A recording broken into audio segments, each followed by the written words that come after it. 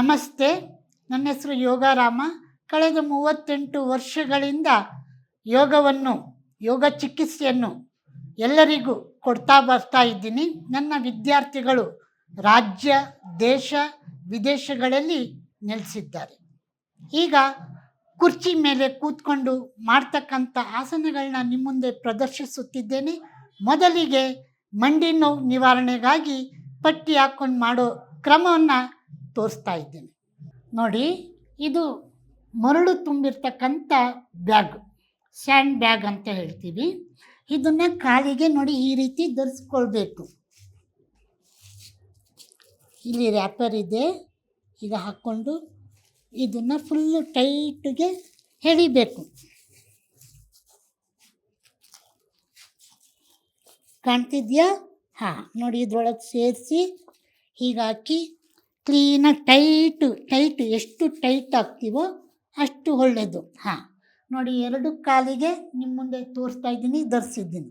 ಏನಕ್ಕೆ ಧರಿಸಿದ್ದೀವಿ ಅಂದರೆ, ನಮ್ಮ ಒಂದು ಈ ಕಾಪ್ ಮಸಲ್ಸ್ ಇದೆ, ಮತ್ತು ಇಲ್ಲಿ ತೊಡೆಯ ಸ್ನಾಯುಗಳಿದೆ, ಜೊತೆಗೆ ಈ ಮಂಡಿ ಸವೆತ ನಿವಾರಣೆಗೋಸ್ಕರ. ಮತ್ತು ಬಿದ್ದಿರ್ತೀವಿ, ಬಿದ್ದಾಗ ಸ್ನಾಯುಗಳು ಸ್ವಲ್ಪ ಹೇಳ್ಕೊಂಡಿರುತ್ತೆ, ನರಗಳು ಆ ಕಡೆ ಈ ಕಡೆ ಸ್ಲಿಪ್ ಆಗಿರುತ್ತೆ, ಜೊತೆಗೆ ಇಲ್ಲಿ ಮೂಳೆ ಸವಿತಾ ಬರುತ್ತೆ 35 ನಂತರ. ಮತ್ತು ನಾವು ತುಂಬ ತೂಕ ದೇಹ ಹೊಂದಿದ್ದಾಗ, ಸ್ಥೂಲಕಾಯ ಶರೀರ ಹೊಂದಾಗ ಈ ಮಂಡಿ ಸಹಿಸೋಕ್ಕಾಗಲ್ಲ. ಆಗ ಈ ಮಂಡಿನ ಸ್ಟ್ರಾಂಗ್ ಮಾಡ್ಕೊಳ್ಬೇಕು, ತೊಡೆ ಸ್ಟ್ರಾಂಗ್ ಆಗಬೇಕು, ಮತ್ತು ಇಲ್ಲಿ ಕಾಪ್ ಮಸಲ್ಸು ಇವು ಸ್ಟ್ರಾಂಗ್ ಆಗೋದಕ್ಕೆ ಇದು ಭಾಳ ಸಹಕಾರಿ. ಯಾವ ರೀತಿ ಮಾಡ್ಬೋದು? ಪಟ್ಟಿ ಧರಿಸಿದ್ದೀವಿ, ಪಟ್ಟಿ ಧರಿಸಿದ ಮೇಲೆ ನಿಧಾನವಾಗಿ ಪಾದನ ಮೇಲೆತ್ತಬೇಕು, ಹೀಗೆ, ಮತ್ತು ನಿಧಾನ ಕೆಳಗೆ ಬಿಡಬೇಕು. ಇದು ಹಂತವಾಗಿ ಈ ರೀತಿ ಮಾಡಬೇಕು. ಈ ರೀತಿ ಮಾಡಿದಾಗ ಮಾತ್ರ ಲಾಭ ಕಾಣಲಿಕ್ಕೆ ಸಾಧ್ಯ. ಇದು ಮೊದಲನೇ ಹಂತ. 5 ಅಥವಾ 10 ಸಮಯ ಹೇಗಿದೆಯೋ ಹಾಗೆ. ಆಮೇಲೆ ಆಲ್ಟರ್ನೇಟ್ ಮಾಡಬೇಕು. ಒಂದು ಕಾಲಿನ ನಂತರ ಮತ್ತೊಂದು ಕಾಲನ್ನು ಮೇಲೆ ಎತ್ತಬೇಕು. ಎತ್ತೋ ಜೊತೆಗೆ ಏನು ಮಾಡಬೇಕು, ನಾವು ಗಮನ ಕೊಡಬೇಕು. ಪಾದನ ಮುಂದಕ್ಕೆ ಎಳ್ಕೊಳ್ಬೇಕು, ಹಿಂಡಿನ ಹಿಂದೆ ತಳ್ಳಬೇಕು. ಹೀಗೆ ಸ್ಟ್ರೆಚ್ ಮಾಡಿದಾಗ ಮಾತ್ರ ಲಾಭ ಕಾಣಲಿಕ್ಕೆ ಸಾಧ್ಯ. ನೋಡಿ, ಇಲ್ಲಿ ಪಾದದ ಮಣಿಕಟ್ಟಿನ ಮೇಲೆ ಇದು ಭಾರ ಬಿದ್ದಾಗ ಇಲ್ಲಿ ಮಂಡಿ ಕ್ಲೀನಾಗೆ ನಿಲ್ಲುತ್ತೆ. ನೋಡಿ, ಅದು ನೋಡ್ತಾ ಇದ್ದಾಗ ನಿಮಗೆ ಕಾಣುತ್ತಾ? ಈ ರೀತಿ ಮಾಡಬೇಕು. ಆಮೇಲೆ ಒಂದೇ ಸಲ 2 ಕಾಲು ಮೇಲೆತ್ತಬೇಕು, ಹೀಗೆ 1 2 3. ಇದು ಆದ ನಂತರ ಒಂದು ಕಾಲನ್ನು ಒಂದು 20 ಎಣಿಸೋ ತನಕ ನಾವು ನಿಲ್ಲಿಸ್ಬೇಕು. ನಿಲ್ಲಿಸೋ ಜೊತೆಗೆ ಪಾದನ ಮುಂದೆ ಎಷ್ಟು ಸಾಧ್ಯನೋ ಅಷ್ಟು ಎಳ್ಕೊಳ್ತಾ ಬರಬೇಕು. ಹಿಂಡಿನ ಹಿಂದೆ ತಳ್ತಾ ಬರಬೇಕು. ತಳ್ಳಿದಾಗ ನೋಡಿ, ಇಲ್ಲಿ ಫುಲ್ಲು ಸಂಪೂರ್ಣವಾಗಿ ನೀವು ಗಮನಿಸಿದಾಗ ನೋಡಿ ಎಷ್ಟು ಟೈಟ್ ಆಗಿದೆ. ಟೈಟ್ ಆದಾಗ ನೋಡಿ ಇಲ್ಲಿ ಸ್ನಾಯುಗಳು ಎಷ್ಟು ಬಿಗಿ ಬರ್ತಾ ಇದೆ. ವೀಕ್ ಆಗಿರ್ತಕ್ಕಂಥ ಸ್ನಾಯುಗಳು ವೃದ್ಧಿಸುತ್ತೆ, ಶಕ್ತಿ ಬರುತ್ತೆ. ಆ ಶಕ್ತಿ ಬಂದಾಗ ಮಂಡಿ ತಾನಾಗೆ ಮಂಡಿ ಚಿಪ್ಪಲ್ಲಿರ್ತಕ್ಕಂಥ ರಸಗಳು ಮತ್ತು ಇಲ್ಲಿ ಜಾಮ್ ಆಗಲ್ಲ. ಇಲ್ಲಿ ಅಂದರೆ ಫ್ಲೂ ಇಲ್ಲಿ ಈ ಭಾಗ ನಿಲ್ಲಲ್ಲ. ಕ್ಲೀನಾಗಿ ಅದ್ರ ಕೆಲಸ ಅದು ಮೂಳೆ ಒಳಗೆ ಕ್ಲೀನಾಗಿ ಚಲನೆ ಮಾಡುತ್ತೆ. ಮತ್ತು ಸೌದಿರ್ತಕ್ಕಂಥ ಮಂಡಿ ಚಿಪ್ಪು ಸ್ಟ್ರಾಂಗ್ ಆಗ್ತಾ ಬರುತ್ತೆ. ಎಷ್ಟು ಲಾಭ ಇದೆ! ನೋಡೋದಕ್ಕೆ ಸುಲಭ, ಮಾಡೋದಕ್ಕೆ ಕಷ್ಟ. ನೋಡಿ, ಇಷ್ಟು ಹೋಲ್ ಮಾಡಬೇಕು. 1 2 3 4 5. ಕಾಲು ಹದರುತ್ತೆ, ಅದರಲ್ಲಿ ಏನು ಪರವಾಗಿಲ್ಲ. 5 6 7 8 9 10 11 12 13 14 15 16 17 18 19 20. ಈಗ ನಿಧಾನವಾಗಿ ಬಿಡಬೇಕು. ಈಗ ಒಂದೊಂದೇ ಕಾಲು ಮಾಡಿದ್ರಿ, ಈಗ 2 ಕಾಲನ್ನು ಒಟ್ಟಿಗೆ ಮೇಲೆತ್ತಿ ನಿಲ್ಲಿಸಬೇಕು. ಕಾಣ್ತಿದ್ಯಾ? ನೋಡಿ, ಪಾದನ ನನ್ನ ಮುಖದ ಹತ್ರಕ್ಕೆ ಹೇಳ್ಕೊಳ್ತಾ ಇದ್ದೀನಿ, ನನ್ನ ಹಿಂಡಿ ಭಾಗನ ಮುಂದೆ ತಳ್ತಾ ಇದ್ದೀನಿ. ಎಷ್ಟು ಚೆನ್ನಾಗಿದೆ ನೋಡಿ. 2 ಕಾಲು ಒಂದೇ ಸಮನಾಗಿ ಈ ಭಾರನ ಸಹಿಸ್ತಾ ಇದೆ. ಇದು ಅವರವರ ಶಕ್ತಿಗನುಸಾರ. ಈಗ ಅರ್ಧ ಕೆ ಜಿ ಹೊರೋದಕ್ಕೆ ಸಾಧ್ಯ ಇರ್ಬೋದು, ಕೆಲವರು 1.5 ಕೆ ಜಿ, 2 ಕೆ ಜಿ ಎಷ್ಟು ಇಲ್ಲಿ ಭಾರ ಬರ್ತಾ ಇರುತ್ತೆ. ಫಸ್ಟ್ ಸರಳತೆಯಿಂದ ಕಠಿಣತೆಗೆ ಹೋಗಬೇಕು. ಫಸ್ಟ್ ಅರ್ಧ ಕೆ ಜಿದಿರಲಿ, 1 ಕೆ ಜಿದಿರಲಿ, 1.5 ಕೆ ಜಿ, 2 ಇದು 2 ಕೆ ಜಿದು ತೂಕ ಇರ್ತಕ್ಕಂಥ. ನೋಡಿ ಇಲ್ಲಿ ಬ್ಯಾಕು ಸಹ ಎಷ್ಟು ಬ್ಯಾಕ್ ನೋವು ಹೋಗ್ತಾ ಇದೆ, ಇದನ್ನು ನೀವು ಗಮನಿಸ್ಬೋದು ನೋಡಿ. ಹಾಂ, ಮತ್ತು ಬೆರಳನ್ನೇ ನಾವು ನೋಡ್ತಾ ಇದ್ದಾಗ ಕಣ್ಗೂ ಎಕ್ಸಸೈಸ್ ಆಯಿತು, ಮನಸ್ಸು ಆ ಕಡೆ ಈ ಕಡೆ ಹೊರಳಾಡೋದು ಸಹ ಕಮ್ಮಿ ಆಗ್ತಾ ಬರುತ್ತೆ. ನೋಡಿ 1, 2, 3, 4, 5, 6, 7, 8, 9, 10, 11, 12, 13, 14, 15, 16, 17, 18, 19, 20 ನಿಧಾನವಾಗಿ ಬಿಡಬೇಕು, ನೆಲಕ್ಕೆ ಇಡಬೇಕು. ಇಟ್ಟಾಗ ಹೀಗೆ ನಿಂತಾಗ ಇದನ್ನು 10 ನಿಮಿಷ, 15 ನಿಮಿಷ, ಅಂದರೆ ನಮ್ಮ ಸಮಯ ಎಷ್ಟು ಕೊಡೋದಕ್ಕೆ ಸಾಧ್ಯನೋ ಹೆಚ್ಚು ಹೆಚ್ಚು ಸಮಯ ಕೊಟ್ಟಾಗ ನಮ್ಮ ಸವೆತ ಆಗ್ತಕ್ಕಂಥ ಮಂಡಿ ಅಭಿವೃದ್ಧಿ ಆಗುತ್ತೆ. ಮಂಡಿ ಒಳಗೆ ಕ್ಯಾಲ್ಶಿಯಂ ಅಂದರೆ ಕಬ್ಬಿಣಾಂಶ ಕ್ಲೀನಾಗಿ ಸರಬರಾಜಾಗುತ್ತೆ. ಆಗ ಮಂಡಿ ಶಕ್ತಿಯುತವಾಗುತ್ತೆ. ಜೊತೆಗೆ ಮಂಡಿ ಕೆಳಗಿರ್ತಕ್ಕಂಥ ಕಾಪ್ ಮಜಲ್ಸು ಮತ್ತು ಮಂಡಿ ಚಿಪ್ಪಿನ ನಂತರ ಮೇಲೆ ಬರ್ತಕ್ಕಂಥ ತೊಡೆಯ ಸ್ನಾಯುಗಳ ಸಂಧಿ, ಕೀಲು ಮತ್ತು ಸಂಧಿ ಅಂತ ಹೇಳ್ತೀವಿ, ಅವು ಕ್ಲೀನಾಗಿ ಕೆಲಸ ಮಾಡುತ್ತೆ. ಮತ್ತು ಅಲ್ಲಿ ಬರ್ತಕ್ಕಂಥ ನರನಾಡಿಗಳಲ್ಲಿ ಮತ್ತು ಮಂಡಿಲಿರ್ತಕ್ಕಂಥ ರಸ ಚಲನೆ ಸುಲಭವಾಗಿರುತ್ತೆ, ಸುಲಲಿತವಾಗಿರುತ್ತೆ. ಇದನ್ನು ನೀವು 15 ನಿಮಿಷ, 20 ನಿಮಿಷ, 25 ನಿಮಿಷ ಮಾಡಿದಾಗ ನಿಮಗೆ ಅದರ ಅರಿವು ಮತ್ತು ಅದರ ಪೂರ್ಣ ಲಾಭ ಗೊತ್ತಾಗುತ್ತೆ. ಇಲ್ಲ ಅಂದರೆ ಏನಾಗುತ್ತೆ, ನೀವು ಡಾಕ್ಟರ್ ಹತ್ರ ಹೋಗಬೇಕಾಗುತ್ತೆ, ಮಂಡಿ ರೀಪ್ಲೇಸ್ ಮಾಡ್ಕೊಳ್ಬೇಕಾಗುತ್ತೆ.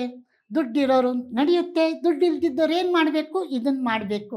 ಯಾಕೆ ಬೇಕು, ನಾವು ದಿನನಿತ್ಯ ಇದಕ್ಕಂತಲೇ ಒಂದು 15 ನಿಮಿಷ ಸಮಯ ಕೊಟ್ಟಾಗ ನಾವು ಆರೋಗ್ಯವಂತರಾಗ್ತೀವಿ, ಯಾವ ಸಮಸ್ಯೆ ಬರಲ್ಲ. ಹೌದಾ ಇಲ್ವಾ?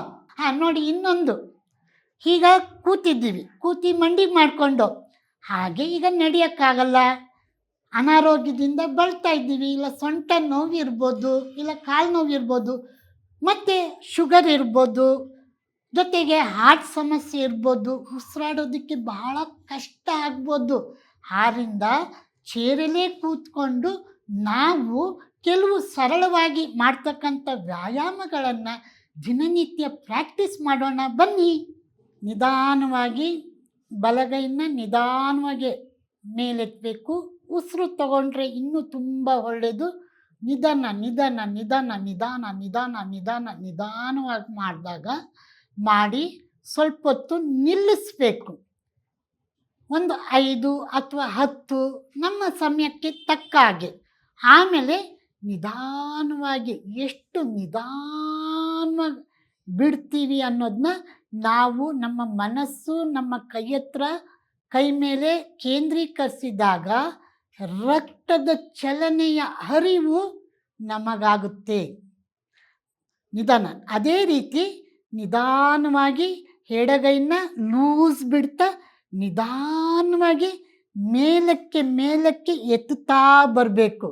ಎತ್ತುತ್ತಾ ಬಂದಾಗ ನಮ್ಮ ನರನಾಡಿಗಳಲ್ಲಿ ನಡೀತಕ್ಕಂಥ ಚಲನೆ ಆಗ್ತಕ್ಕಂಥ ರಕ್ತ, ವಾಯು, ಫ್ಲೂ ಅಂತ ಹೇಳ್ತೀವಿ, ಮಂಡಿ ಮೂಳೆ ಒಳಗೆ ಚಲನೆ ಆಗ್ತಕ್ಕಂಥ ರಸ, ಇಷ್ಟು ಯಾವ ರೀತಿ ಚಲನೆ ಆಗುತ್ತೆ ಅನ್ನೋ ಅರಿವು ನಮಗೆ ಗೊತ್ತಾಗುತ್ತೆ. ನಿಧಾನವಾಗಿ ಕಾಸ್ಮೆಟಿಕ್ಸ್ ಪವರ್ ಅಂತೀವಲ್ಲ ಅದು, ಮತ್ತು ಎನರ್ಜಿ ಸರ್ಕ್ಯುಲೇಷನ್ಸ್ ಎಲ್ಲವನ್ನು ನಾವು ಗಮನಿಸ್ಬೋದು. ನಿಧಾನವಾಗಿ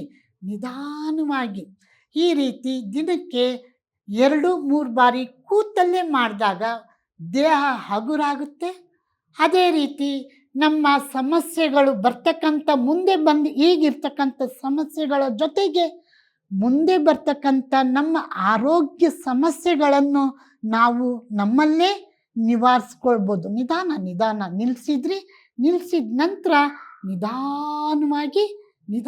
ಎಷ್ಟು ನಿಧಾನವಾಗಿ ಕೈ ಕೆಳಗೆ ಬಿಡ್ತೀವೋ ಅಷ್ಟು ಒಳ್ಳೆಯದು. ಮತ್ತು ಮತ್ತೊಂದು ಗಮನಿಸ್ಬೇಕು, ಮೊಣಕೈ ಹಿಂಗೆ ಬೆಂಡ್ ಮಾಡಬಾರ್ದು, ಮೊಣಕೈ ಲಾಕ್ ಮಾಡಬೇಕು. ಹೇಗೆ ಡೋರ್ನ ನಾವು ಲಾಕ್ ಮಾಡ್ತೀವಲ್ಲ ಆ ರೀತಿ. ಮತ್ತು ಇನ್ನೊಮ್ಮೆ ನಿಮಗೆ ಕನ್ಫ್ಯೂಸ್ ಆದರೆ ತೋರಿಸ್ತೀನಿ, ನಿಧಾನವಾಗಿ ಗಮನಿಸಿ. ನಿಧಾನವಾಗಿ ಉಸಿರು ತಗೊಳ್ತಾ ಉಲ್ಲಾಸಭರಿತವಾಗಿ ನಗು ಮುಖದಿಂದ ಮಾಡಬೇಕು.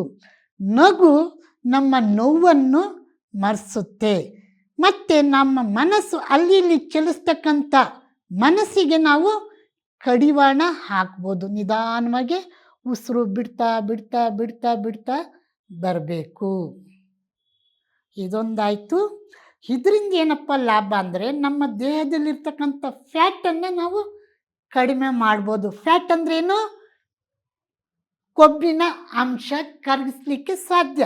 ಇನ್ನೊಂದು ನೋಡಿ, 2 ಕೈ ಮುಂದೆ ಚಾಚಬೇಕು.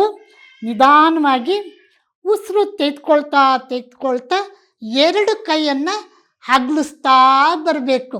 ಹೀಗೆ ಎಷ್ಟು ನಾವು ಅಗಲಿಸ್ತೀವಿ ಆಗ ನಮ್ಮ ಶೋಲ್ಡರ್ ಪ್ರಾಬ್ಲಮ್ಮು ಕಡಿಮೆ ಆಗುತ್ತೆ. ಜೊತೆಗೆ ಎದೆ ವಿಸ್ತರಿಸಿದಾಗ ಹೃದಯ ಕೋಶದ ಪ್ರಾಬ್ಲಮ್ಗಳು, ಸಮಸ್ಯೆಗಳು ನಿವಾರಣೆ ಆಗುತ್ತೆ. ಆ ಹೃದಯದ ಬಡಿತನೂ ಸಹ ಕಂಟ್ರೋಲಿಗೆ ಬರುತ್ತೆ. ಜೊತೆಗೆ ಹಾರ್ಟ್ ಸಮಸ್ಯೆ ಅಂತ ಹೇಳ್ತೀವಲ್ಲ ಅದು ನಿವಾರಣೆ ಆಗುತ್ತೆ. ಇನ್ನೊಮ್ಮೆ ನೋಡಿ, ಉಸಿರು ತಗೊಳ್ತಾ ಬಂದ್ರಿ, ಲೈಟ್ಗೆ ಮೊಣಕೈ ಟೈಟ್ ಮಾಡಿದ್ರಿ. ನಿಮ್ಮ 2 ಕೈಯನ್ನು ನೇರವಾಗಿ ಎಷ್ಟು ವಿಸ್ತರಿಸ್ಲಿಕ್ಕೆ ಸಾಧ್ಯನೋ ಅಷ್ಟು ವಿಸ್ತರಿಸಬೇಕು.